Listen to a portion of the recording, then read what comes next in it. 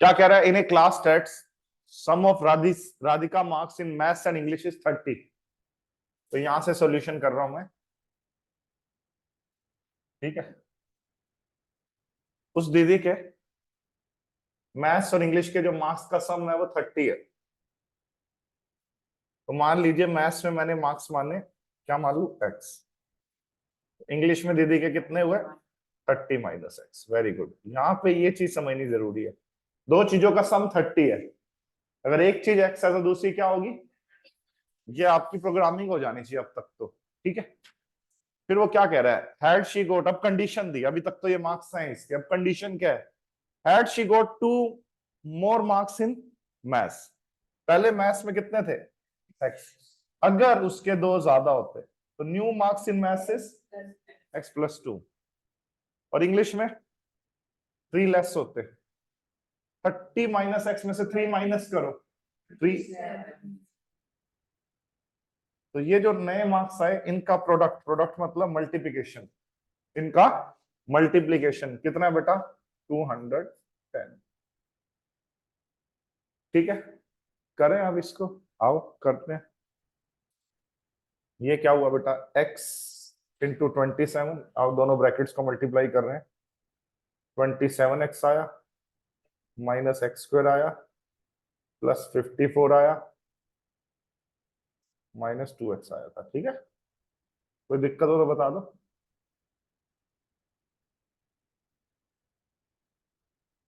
ठीक है, तो माइनस का एक्स स्क्वायर, अब 27x माइनस 2x कितना हुआ बेटा? 25x।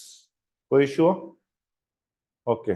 अब 254 में से 210 माइनस कर दो। क्या बोला? 54 में से क्या माइनस कर दो? 210 माइनस करना। 54 में से 210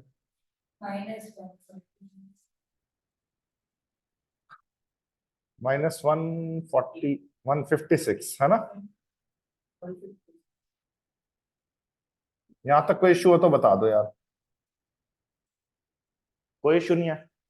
थोड़ा माइनस माइनस अच्छा नहीं लगता हमें, या लगता भी है तो इसको ऐसे रहने दो, कोई इशू नहीं है, आप ऐसे भी छोड़ सकते हो। अब मिडिल टर्म स्प्लिट करते हैं।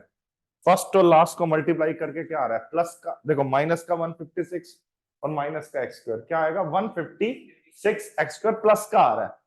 तो जो मिडिल टर्म स्प्लिट होगी ऐसे होगी, एक्स स्क्वायर 25x को ऐसे ब्रेक करना है, ठीक है, कि सम तो 25 आए और प्रोडक्ट 156 आए। तो साफ पता लग रहा है 12x एंड 13x, है ना? 12x and 13x। अब सुनना ध्यान से, माइनस एक्स कॉमन, तो अंदर क्या रह गया? x minus 12 plus 13 common is equal to 0 भी था ना, ये भी रखता।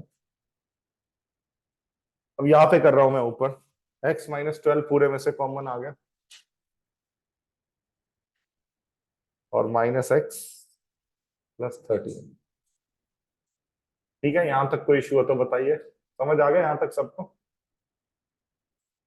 ठीक है, या तो x माइनस 12 0 के इक्वल होगा, तो x की वैल्यू 12 आई, या माइनस एक्स प्लस 13 0 के इक्वल होगा, या minus x is equal to minus 13 होगा, तो x की वैल्यू 13 आई।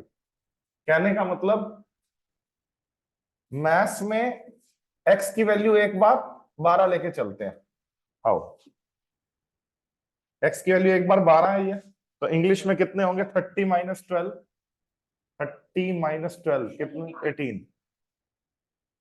ठीक है, अगर x की वैल्यू 12 लेके चलता हूं तो मैथ्स के 12 हो गए और इंग्लिश के कितने हो गए बेटा? 18 हो गए। अब कहते हैं अगर मैथ्स के दो नंबर ज्यादा होते, कितने होते? 14। और इंग्लिश में कितने कम थे? 3। 18 में से 3 गए 15। क्या प्रोडक्ट 210 आ रहा है? चेक करो। इसका मतलब 12 और 18 बिल्कुल सही आंसर है। फिर x की दूसरी वाली वैल्यू सेलेक्ट करो। x की दूसरी वैल्यू क्या है बेटा? 13। तो अगर मैथ्स में 13 है और मैथ्स और इंग्लिश का सम कितना था 30, 30 माइनस 13 17 आया। अब कंडीशन वेरीफाई करो कि सर मैथ्स में अगर कितने नंबर ज्यादा होते हैं, कितने नंबर ज्यादा होते हैं, 2 ज्यादा होते हैं 15, और इंग्लिश में कितने कम होते हैं 3 14। तो अब 15 इंटू 14 फिर से प्रोडक्ट क्या आएगा 210।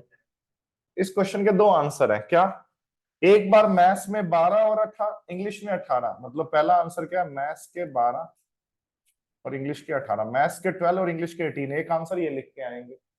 और दूसरा आंसर क्या लिख के आएंगे बच्चों, सेकंड आंसर मैथ्स के 13 और इंग्लिश के, दोनों आंसर पॉसिबल है, दोनों राइट आंसर्स हैं हमारे। ठीक है, इसलिए ये क्वेश्चन इंपॉर्टेंट है, मोस्ट इंपॉर्टेंट।